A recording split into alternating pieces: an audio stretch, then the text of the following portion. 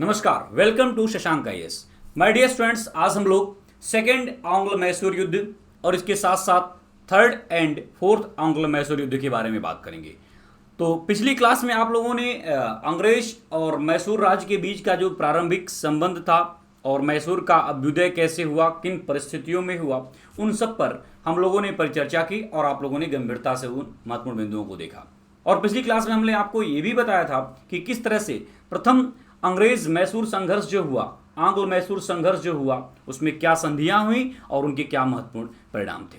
लेकिन अब प्रश्न उठता है कि प्रथम एंग्लो मैसूर संघर्ष के बाद जो कि संधि हुई और उस संधि के बाद आखिर में ऐसी क्या परिस्थितियां बनी जिसकी वजह से द्वितीय आंग्ल मैसूर युद्ध और फिर इसी क्रम में तृतीय और चतुर्थ आंग्ल मैसूर युद्ध होता चला गया। खैर, आइए हम लोग सेकेंड एंग्लो मैसूर वॉर के बारे में बात करें। सबसे पहले आपको यहां पर डेट दिखा है 1780 से 1784 के मध्य यह युद्ध लड़ा गया।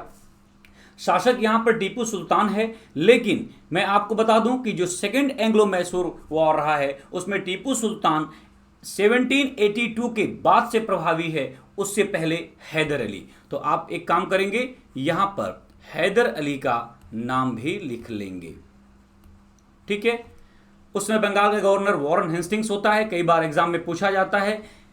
सेकेंड आंग्ल मैसूर युद्ध में जो संधि हुई है वह मंगलौर की संधि हुई है 1784 में, और विशेष क्या है तो हैदर की मृत्यु के बाद टीपू के नेतृत्व में युद्ध चला। अब आइए इन सब परिस्थितियों पर हम आपके बीच में परिचर्चा करते हैं। यहां पर आप देखिए, एक एक करके पॉइंट आउट करिएगा। द्वितीय अंग्रेज मैसूर संघर्ष, द्वितीय अंग्रेज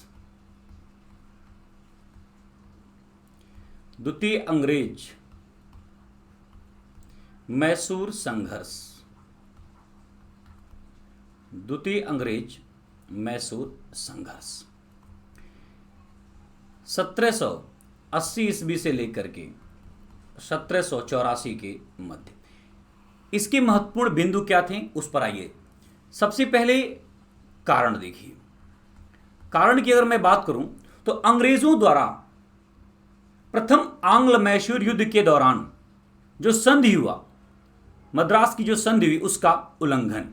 तो आप यहां पर देखेंगे कि संधि का उल्लंघन आप यहां पर देख सकते हैं। पिछली क्लास में हमने आपको इन सारी महत्वपूर्ण बिंदुओं पर परिचर्चा की थी और यहां पर आप देखेंगे मद्रास की संधि। मद्रास की संधि में यही कहा गया था कि जो है हम एक दूसरे की प्रतिरक्षा की बात करते हैं, यानी कि हम एक दूसरे की रक्षा करेंगे और किसी भी बाह्य आक्रांता के द्वारा या फिर किसी भी क्षेत्रीय शासक के द्वारा अगर आपके राज्य के ऊपर आक्रमण किया जाता है तो ऐसी परिस्थिति में हम आपका सहयोग करेंगे। और जब 1771 में मराठों ने आक्रमण किया तब यहां पर अंग्रेज आगे नहीं बढ़े मदद के लिए। तो इस तरह से मद्रास की संधि का जो है उल्लंघन हो जाता है। तो कारण मद्रास की संधि का उल्लंघन, संधि का उल्लंघन क्यों? क्योंकि 1771 में मराठों का आक्रमण हुआ, मराठों का आक्रमण हुआ। अब जब ऐसी स्थिति बनी तो जाहिर सी बात है कि एक बार पुनः हैदर और अंग्रेजों के बीच में क्या होगा? जंग होगा। अब हैदर क्या करता है? 1779 ईस्वी में आप देखेंगे 1779 में हैदर एक समूह बनाता है, ठीक है, एक समूह बनाता है। और इस समूह में किसको किसको रखेगा? उन लोगों को रखेगा जो अंग्रेजों से असंतुष्ट हैं। तो हैदर के इस समूह में कौन कौन है? नंबर 1 आप यहां पर देखेंगे निजाम। निजाम जो है वह हैदर के समूह में आते हैं। क्यों? क्योंकि अंग्रेज जो थे गुट्टूर और बालाघाट की जो दीवानी थी उसको अंग्रेजों ने प्राप्त कर लिया था निजामों से, और कहा कि इसके बदले में हम आपको 7 लाख रुपए देंगे। अंग्रेजों ने 7 लाख रुपए जो है निजाम को नहीं दिए। इससे निजाम हैदराबाद अंग्रेजों से नाराज था। मतलब कि आप यहां पर देखेंगे, इस पॉइंट को लिख लीजिएगा, गुट्टूर एवं बालाघाट की दीवानी इन्होंने प्राप्त की थी अंग्रेजों ने, ठीक है। यहां की दीवानी इन्होंने प्राप्त की, किसने? अंग्रेजों ने प्राप्त की थी। और इसके बदले में अंग्रेजों ने प्राप्त की और इसके बदले में 7 लाख रुपए देने थे किसको? निजाम को, जो है अंग्रेजों को देना था निजाम को, और अंग्रेजों ने दिया नहीं, इसकी वजह से निजाम नाराज था और यह हैदर के खेमे में आ गया।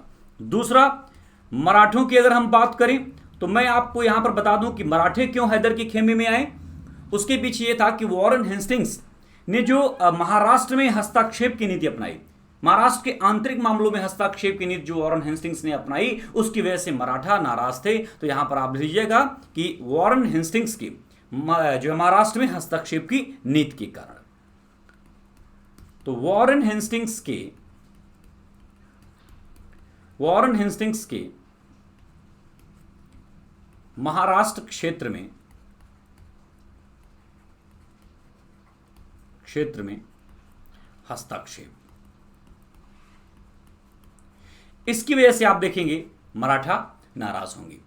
तो अब निजाम और मराठा, और इनके साथ आप देखेंगे कि जो हैदर अली तो है ही, इसके अलावा भारत के बाहर अगर बात की जाए तो भारत के बाहर विदेश में भी आप देखेंगे तो अंग्रेजों के अगेंस्ट में कई सारे लोग हैं। जैसे आप देखिएगा यहां पर फ्रांस तो सदैव इनके अगेंस्ट में रहेगा, अमेरिकी स्वतंत्रता संघर्ष की बात है। इसके साथ आप देखेंगे कि जो है स्पेन, इसके अलावा आप देखेंगे कि और भी कई ऐसे महत्वपूर्ण से हॉलैंड। तो इस समय बहुत अधिक दुश्मन थे अंग्रेजों के, यहां पर आप देखेंगे। और इसमें ऐसी स्थिति का लाभ जो है हैदर हिंदुस्तान में उठाता है और निजाम मराठा इन सबको अपनी तरफ ले लेता है और उसके बाद युद्ध की आगाज हो जाती है। कहानी कुछ इस प्रकार की हुई। आप यहां पर देखेंगे कि जब ऐसी स्थिति बनी तो संघर्ष सत्ता शुरू हो जाता है। कहा जाता है कि जब युद्ध प्रारंभ हुआ तो एक तरफ हैदर और दूसरी तरफ कर्नल वेली। हैदर ने क्या किया, कर्नल वेली को पराजित कर दिया। क्या किया, पराजित कर दिया। और पराजित करने के बाद आप देखेंगे कि किस युद्ध में पराजित किया था, तो आप इसको भी लिख लीजिएगा, अरंदी के युद्ध में। अरंदी के युद्ध में हैदर ने कर्नल वेली को पराजित कर दिया और 1780 ईस्वी में अर्काट पर अधिकार कर लिया। हैदर ने अर्काट पर अधिकार कर लिया।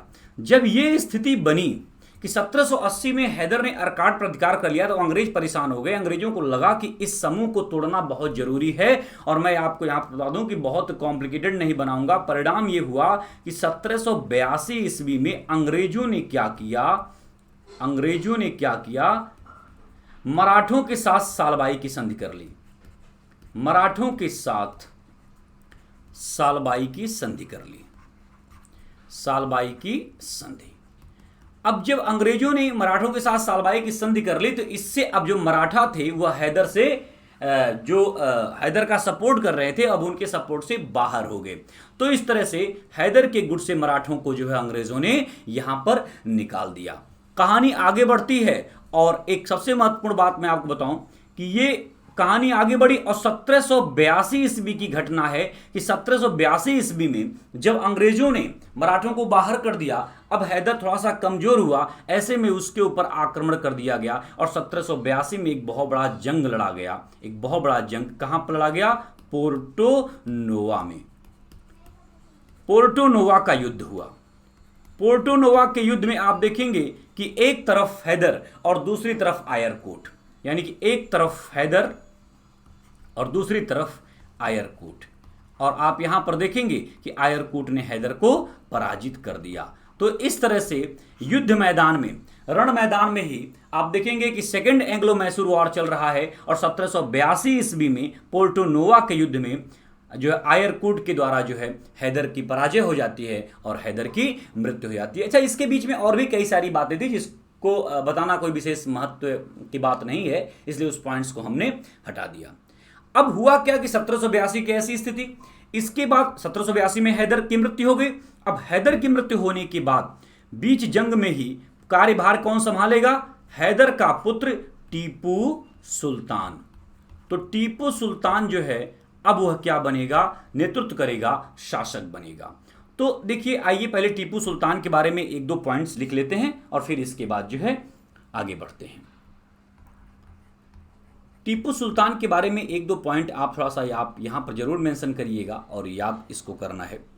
टीपू सुल्तान शासक कब बना भाई, तो 1782 ईस्वी में शासक बनेगा, क्योंकि पोर्टो नोवा के युद्ध में उसके फादर की मृत्यु हो जाती है हैदर की। ठीक है, ये बादशाह की उपाधि कब धारण की? तो 1787 ईस्वी में बादशाह की उपाधि इसने धारण की।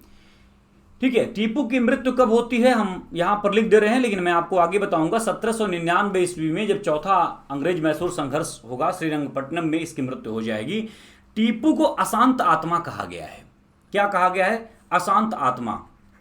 तो टीपू को अशांत आत्मा कहा गया है, और यह अशांत आत्मा किसने कहा? तो इस स्टेटमेंट को आपको याद रखना होगा, थॉमस मुनरो ने कहा। कई बार यह प्रश्न पूछा जाता है कि टीपू को अशांत आत्मा किसने कहा? तो थॉमस मुनरो ने कहा। तो इस चीज को ध्यान रखना।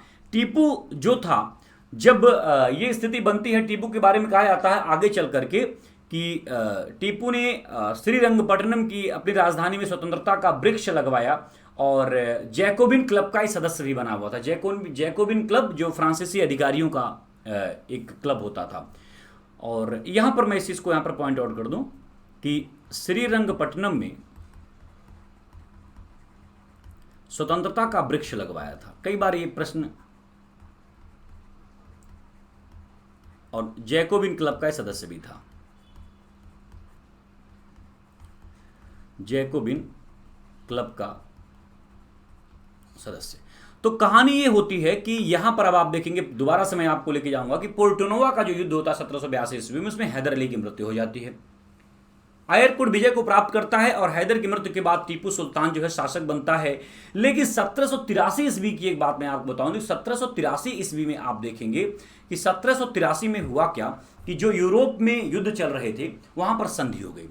तो यूरोप में जो युद्ध चल रहा था जिससे संधि हो गई, तो इससे हुआ क्या कि जो फ्रांसीसी टीपू को सपोर्ट कर रहे थे, अब वह फ्रांसीसी भी जो है बाहर हो गए। यानी कि जो फ्रांसीसी टीपू को सपोर्ट कर रहे थे, अब वो फ्रांसीसी भी जो है क्या हो गए, अब टीपू को सपोर्ट नहीं कर रहे हैं। मराठा भी टीपू को सपोर्ट करना छोड़ दिए, और इस स्थिति में आप जानेंगे टीपू क्या हो जाएगा, कमजोर हो जाएगा, और ऐसे में टीपू संधि करने पर मजबूर हो जाएगा। और टीपू संधि करेगा, कौन सी संधि? मंगलौर की संधि। तो टीपू मंगलौर की संधि करता है 1784 ईस्वी में। तो आप यहां पर देखेंगे टीपू मंगलौर की संधि करता है। और यह जो संधि होती है मंगलौर की संधि, इस समय आप यहां पर देखिए तो गवर्नर जनरल कौन है? वॉरेन हेस्टिंग है, वॉरेन हेस्टिंग्स। ठीक है, लेकिन जो गवर्नर है वह संधि करेगा। जो उस समय मद्रास का गवर्नर है, मद्रास का गवर्नर का नाम है लॉर्ड मैकार्टनी। तो लॉर्ड मैकार्टनी, इस बात को ध्यान रखना है, लॉर्ड मैकार्टनी यह संधि करता है। गवर्नर जनरल तो वॉरेन हेस्टिंग्स होगा, यहां पर मैं पूरी बात लिख दूं, गवर्नर जनरल। लेकिन मद्रास का जो गवर्नर है उसका नाम है लॉर्ड मैकार्टनी। तो टीपू सुल्तान, ठीक है, टीपू और लॉर्ड मैकार्टनी के बीच में यह संधि होगा। और कहा जाता है कि वॉरेन हेस्टिंग्स लॉर्ड मैकार्टनी के द्वारा इस संधि को पसंद नहीं करता है, क्योंकि आप यहां पर देखेंगे कि इस संधि की जो शर्तें थी, एक दूसरे की रक्षा करना, फिर वही सेम पहली वाली बातें। तो यहां पर एक स्टेटमेंट वॉरेन हेस्टिंग्स जारी करता है, जिस स्टेटमेंट को मैं आपके बीच में रखना चाहूंगा। आप यहां पर देखेंगे कि जो ये संधि है मंगलौर की संधि, इस मंगलौर की संधि को गवर्नर जनरल तो वॉरेन हेस्टिंग्स था, लेकिन संधि किसने किया था? मद्रास के गवर्नर ने। और मद्रास के गवर्नर का क्या नाम था भाई? तो मद्रास के गवर्नर का नाम है लॉर्ड मैकार्टनी। तो टीपू जी वॉरेन हेस्टिंग्स क्या करता है, मैकार्टनी के लिए क्या कहता है कि मैकार्टनी के बारे में कहा कि जो है, स्टेटमेंट को आप यहां पर पॉइंट आउट करिए। इसने कहा कि मैकार्टनी कैसा आदमी है, मैं अभी भी विश्वास करता हूं कि वह संधि के बावजूद कर्नाटक को खो देगा। यानी कि जिन शर्तों के साथ मैकार्टनी ने संधि किया था, उस पर वॉरेन हेस्टिंग्स कहता है कि मैकार्टनी कैसा आदमी है, वह इस संधि के बावजूद भी कर्नाटक को खो देगा। तो इस लाइन को लिख लीजिएगा, वॉरेन हेस्टिंग्स का स्टेटमेंट है, वॉरेन हेस्टिंग्स का, मैकार्टनी कैसा आदमी है, वह इस संधि के बाद भी कर्नाटक खो देगा, कर्नाटक खो देगा। तो इस प्रकार की बातें होती हैं। और यहां पर आप देखेंगे कि ये सेकंड आंग्ल मैसूर युद्ध के बारे में बात हुई। यहां पर जो कुछ फैक्ट इंपॉर्टेंट हैं वो आपके लिए बहुत महत्वपूर्ण थे, इसको आपने देखा। अब आइए हम लोग तीसरे आंग्ल मैसूर युद्ध की बात करते हैं। 1790 से 92 ईस्वी में हुआ। शासक टीपू सुल्तान ही रहेगा। बंगाल का गवर्नर इस समय लॉर्ड कॉर्नवालिस है। ठीक है, गवर्नर जनरल लॉर्ड कॉर्नवालिस है। यहां पर गवर्नर जनरल संधि श्रीरंगपट्टनम की संधि होती है। स्थिति टीपू की स्थिति खराब हो गई। ये तो कुछ इंपॉर्टेंट पॉइंट्स हैं इसके बारे में। चलिए यहां पर देखते हैं कि स्थिति क्या बनी। कारण, दक्कन पर राजनीतिक प्रभुसत्ता को लेकर के संघर्ष हुआ। तो कारण, दक्कन पर राजनीतिक प्रभुसत्ता या प्रभुता को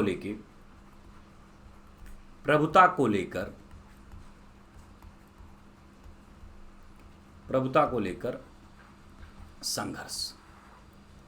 तो दक्कन पर राजनीतिक प्रभुता को लेकर के जो है यहां पर संघर्ष हुआ। और दूसरी सबसे बड़ी महत्वपूर्ण बात है कि टीपू इस समय क्या करता है कि फ्रांस से, कुस्तुतुनिया से, इनसे नजदीकियां बढ़ाता है। तो एक कारण यह भी है टीपू का फ्रांस और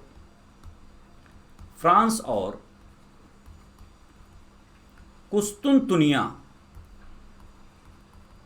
से नजदीकियां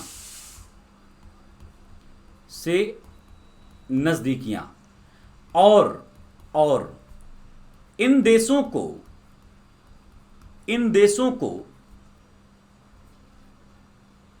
राजदूत भेजना। इससे हुआ क्या कि अंग्रेज काफी नाराज हो गए। और परिणाम आप देखेंगे कि अंग्रेज उन अपने सामूहिक दोस्तों के साथ, अंग्रेजों के सामूहिक दोस्त कौन कौन से थे? तो आपको पता है कि अंग्रेजों के सामूहिक दोस्त मराठा थे, निजाम थे। उनके साथ टीपू के ऊपर आक्रमण करने की योजना बना दी। तो इस युद्ध में इन्वॉल्व कौन कौन होगा?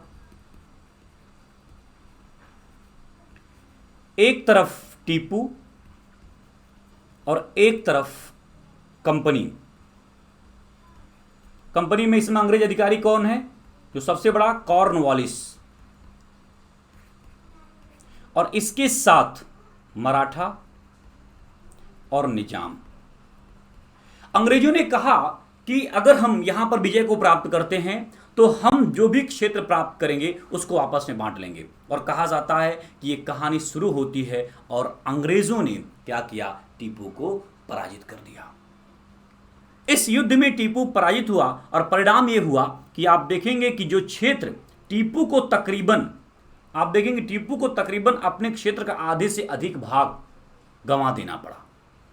और परिणाम यह हुआ कि अंततः टीपू ने श्रीरंगपट्टनम की संधि की। तो आप यहां पर देखेंगे कि ये टीपू का श्रीरंगपट्टनम की संधि है। इसमें क्या क्या है इसको जरा देखिए।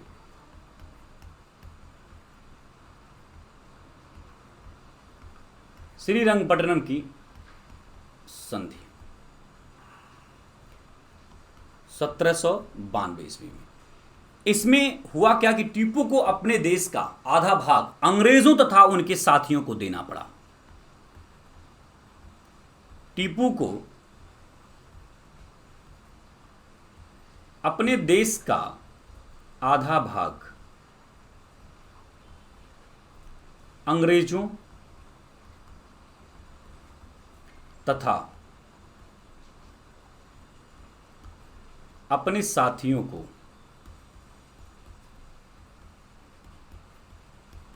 देना पड़ा। जैसे किसको किसको क्या मिला आप यहां पर देखिए। ये अंग्रेज हैं, ये मराठा हैं और ये निजाम हैं। अंग्रेजों को बारामहल, डिंडीगुल और मालाबार, बारामहल, डिंडीगुल और मालाबार, ये इनको मिला। मराठा को तुंगभद्रा के उत्तर का भाग प्राप्त हुआ और निजाम को पेन्नार तथा कृष्णा घाटी के बीच का क्षेत्र, पेन्नार तथा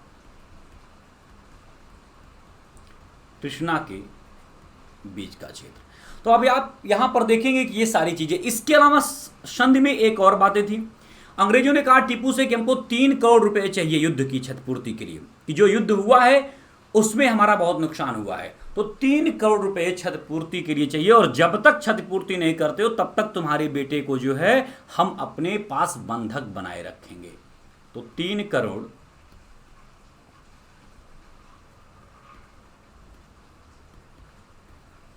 क्षतिपूर्ति के लिए, 3 करोड़ क्षतिपूर्ति के लिए। और कहा जाता है कि इसमें कॉर्नवालिस ने एक स्टेटमेंट दिया था, जरा उस कॉर्नवालिस का स्टेटमेंट देखिए कि वह अपने मित्रों को सामान्य तरीके से बस संतुष्ट किया। कॉर्नवालिस ने क्या कहा कि हमने अपने मित्रों को अधिक मजबूत किए बिना शत्रु को लंगड़ा कर दिया। हमने अपने मित्रों को अधिक मजबूत किए बिना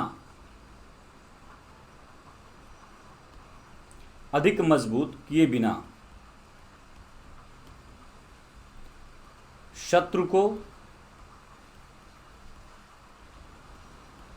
लंगड़ा कर दिया। शत्रु यानी कि टीपू सुल्तान को, और मित्र यानी कि मराठा और निजाम को। तो ये कई बार स्टेटमेंट आपकी परीक्षा में आता है कि कॉर्नवालिस ने कब स्टेटमेंट दिया था, तो इसको ध्यान रखना है। थर्ड एंग्लो मैसूर वॉर के समय कॉर्नवालिस ने ऐसा स्टेटमेंट दिया था। कॉर्नवालिस के बाद की स्थितियों के बारे में अगर हम बात करें तो कॉर्नवालिस के बाद सर जॉन सोर के बारे में आपने सुना होगा। जॉन सोर ये गवर्नर जनरल बनता है बंगाल का गवर्नर जनरल बनता है, और इसने मैसूर के लिए अहस्तक्षेप की नीति अपनाई, यानी कि हस्तक्षेप नहीं करने की नीति अपनाई, अहस्तक्षेप की नीति। और सिर्फ मैसूर नहीं, सभी के साथ लगभग अफगानिस्तान के साथ भी ऐसा करता है। इसलिए इसको हस्तक्षेप नीति का जन्मदाता भी कहा जाता है। कई बार ये प्रश्न आता है, जन्मदाता। लेकिन ये बातें तब बिगड़ेंगी कि जब जॉन सोर के बाद आप देखेंगे कि अगला गवर्नर जनरल बनकर के आएगा वेलेजली के समय में स्थितियां थोड़ी सी बिगड़ती हैं, और आखिरी रण होगा चतुर्थ आंग्ल मैसूर युद्ध। तो आप यहां पर देखेंगे चतुर्थ आंग्ल मैसूर युद्ध 1799 ईस्वी में चतुर्थ आंग्ल मैसूर युद्ध हुआ।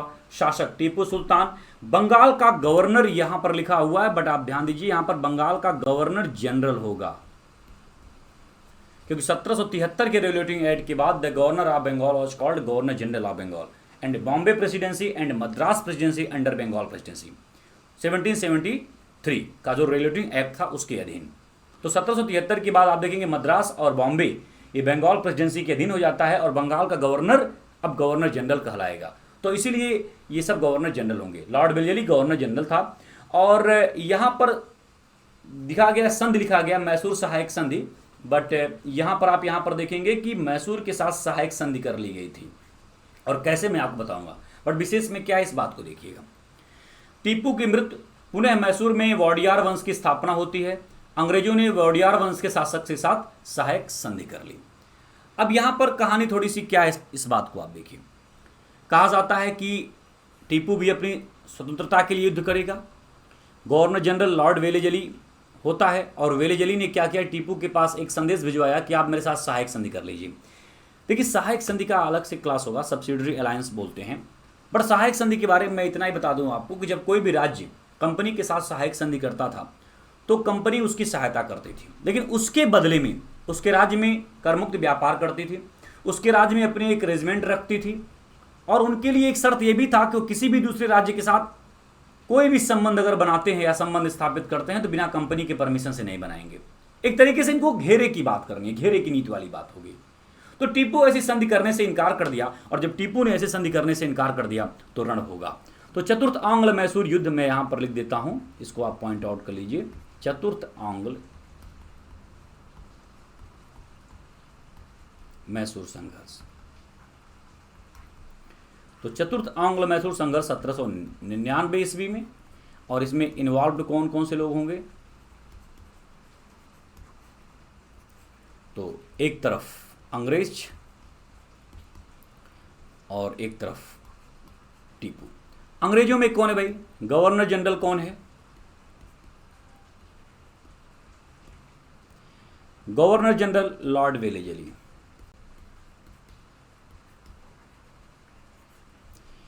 इसके अलावा और अधिकारी कौन कौन से थे?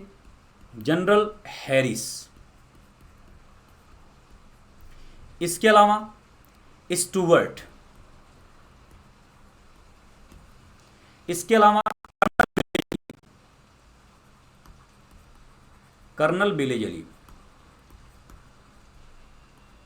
देखिए कई बार कमीशन में प्रश्न पूछा जाता है कि यहां पर आप देखेंगे कि संधि किसके साथ हुआ और कौन उस समय गवर्नर जनरल था और उस समय कर्नल कौन था। तो ये सारी चीजें आपको यहां पर विशेष रूप से ध्यान देनी है। कहा जाता है कि यहां पर जो लॉर्ड हैरिस जनरल हैरिस है, इसके साथ टीपू का युद्ध हुआ था, मलाउली का युद्ध। मलाउली का युद्ध, मलाउली का युद्ध, और इसमें टीपू पराजित हुआ। और यहां पर आप देखेंगे स्टुवर्ट के साथ युद्ध हुआ था, सदासीर का युद्ध। स्टुवर्ट के साथ सदासीर का युद्ध। किसका युद्ध हुआ था? सदासीर का युद्ध हुआ था। तो सदासीर, इसमें भी टीपू पराजित हुआ। तो आप यहां पर देखेंगे कि इस स्थिति में टीपू की लगातार पराजय हुई और अंत में 1799 ईस्वी में टीपू की श्रीरंगपट्टनम में मृत्यु हो गई। तो 1799 ईस्वी में टीपू की श्रीरंगपट्टनम में मृत्यु। और जब टीपू की श्रीरंगपट्टनम में मृत्यु हो गई तो उसके बाद वेलिजली ने क्या किया? गवर्नर जनरल वेलिजली ने क्या किया? वडियार वंश का एक 2 वर्षीय बालक था। ठीक है, कितने वर्षीय? 2 वर्षीय। एक 2 वर्षीय बालक को शासक बना दिया जिनका नाम था कृष्णराज। और कृष्णराज के साथ जो है क्या कर लिया? सहायक संधि कर लिया कि बालक तुम छोटे हो और हम तुम्हारे साथ सहायक संधि करते हैं। और इसी सहायक संधि के बाद वेलिजली का एक कथन है जो कई बार पूछा जाता है कि अब पूरब का राज्य हमारे कदमों में है। तो वेलिजली का कथन लिख लीजिए। वेलिजली का कथन, अब पूरब का राज्य हमारे कदमों में है। तो कई बार ये प्रश्न आपकी परीक्षा में बनता है। तो यहां पर एक जो सामान्य परिचर्चा मैसूर को लेकर के, और हम लोगों ने कई सारे महत्वपूर्ण बिंदुओं पर बात की, छोटे छोटे फैक्ट्स पर बात की, जिसको आप लोगों ने देखा और इसको आप तैयार करते रहिए। क्षेत्रीय शक्तियों में मैसूर भी कंप्लीट हुआ, बंगाल पर भी हम लोगों ने बात की, अवध पर भी बात की। इसके अलावा और भी कई सारी क्षेत्रीय शक्तियाँ जिस पर हम लोग लगातार बात करते रहेंगे। तो पुनः कल आपसे मुलाकात करते हैं। बहुत बहुत धन्यवाद। Thank you very much my dear students, thank you very much.